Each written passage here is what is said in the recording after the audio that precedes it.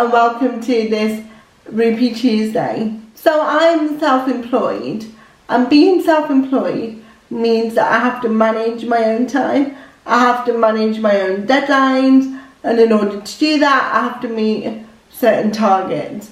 And alongside of doing this, I'm also training to be a doctor in health psychology, so I'm a health psychologist in training. So trust me, the workload can get pretty heavy at times. So I wanted to share with you how I organise my life and how I ensure that I meet certain targets, especially when you're not in a work environment and you've not got staff behind you to motivate you and to encourage you to, meet those targets and to kind of keep you on track. So when you're doing lone working, you often have to keep yourself motivated, and you have to make sure that you're organised, because if you're not organised, you fall behind. And I'm sure you know kind of the anxiety that comes with not being able to manage your time. So I wanted to share this with you because I believe that organisation is intrinsically linked to, mind wellness. And today I'm going to be giving you tips in order to organise your own time and in order to stay motivated. So firstly, in order to, work on a big project, I first want to ask you to be real with yourself and see actually whether you're motivated intrinsically to be working on that project. Because if it's a subject matter that you're not really passionate about, you're going to lose that motivation to be working on it. So a prime example, I'm currently doing research, investigating disabled people's access to healthcare services. Now, I'm not going to lie, I have felt pretty demotivated at times when completing this research, and I'm not a robot. I'm not going to enjoy every aspect of doing this research. However, I'm really passionate about it. I'm passionate in terms of making a difference in the world. I'm passionate because I want to make the world an accessible place for disabled people, and so it should be. So this is something that really keeps me going. So I started this research about a year ago, and I'm still working on this research. And like I said, I do have down days. I do struggle at times writing everything up, but the one thing that keeps me going is that passion to ensure that this piece of research is going to happen, and it's going to be a success, and it's going to change the lives of disabled people. So number one, how does this relate to you? Well, ensure that you're working on tasks that you are passionate about, whether you're lone working or whether you're working for an organisation. That's going to keep you going. Number two, I think you need to be realistic in terms of how much you can achieve within a year. So last year, I set myself 1 million tasks.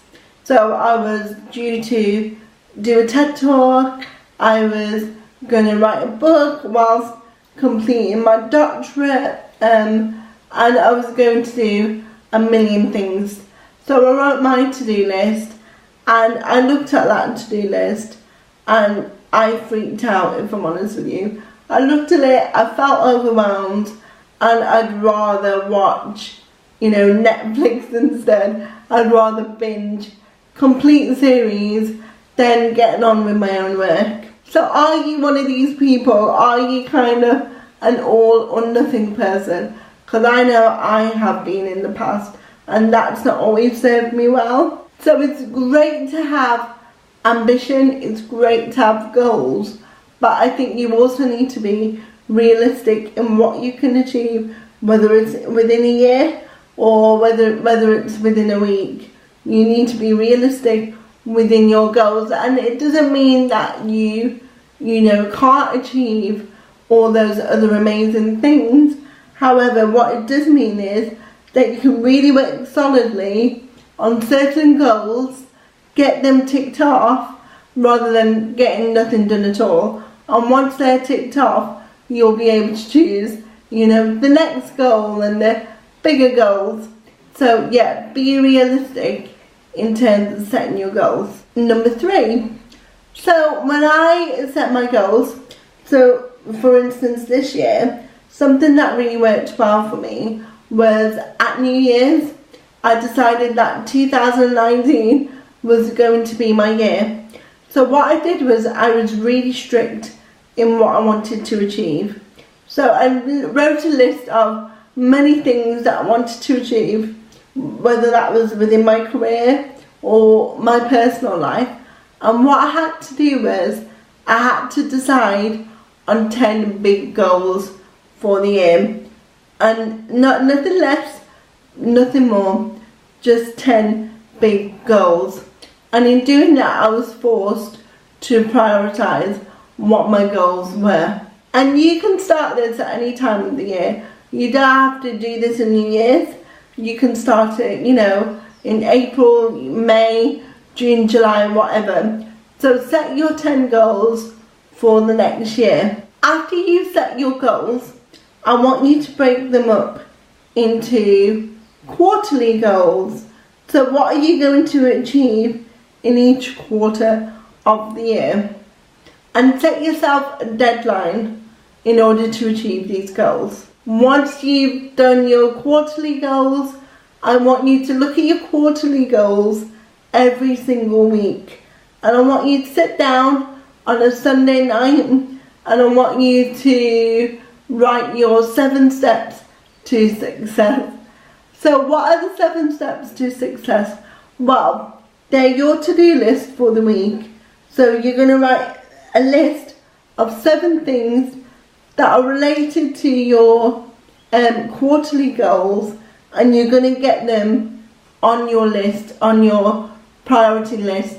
And the reason why I say 7 is because 7's a good number to work with. You're not overwhelming yourself with a lot of tasks that don't need doing, and it will stop you from procrastinating if you just focus on 7 tasks. And then finally, once you've written your to-do list, so your 7 tasks for the week. So for instance, for me, on my list this week was to record some YouTube videos for you guys.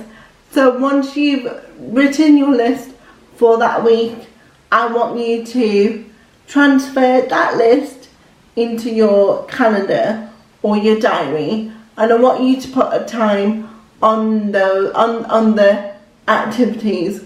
So for instance, one day you might be doing something creative like recording YouTube videos, so maybe you might want to put that in on Monday for 2 hours and block that out in your diary. The next day you might be wanting to write free research paper, so you might need 8 hours to do that, so block that in on a Tuesday and block it out for 8 hours. And honest to God, this actually works.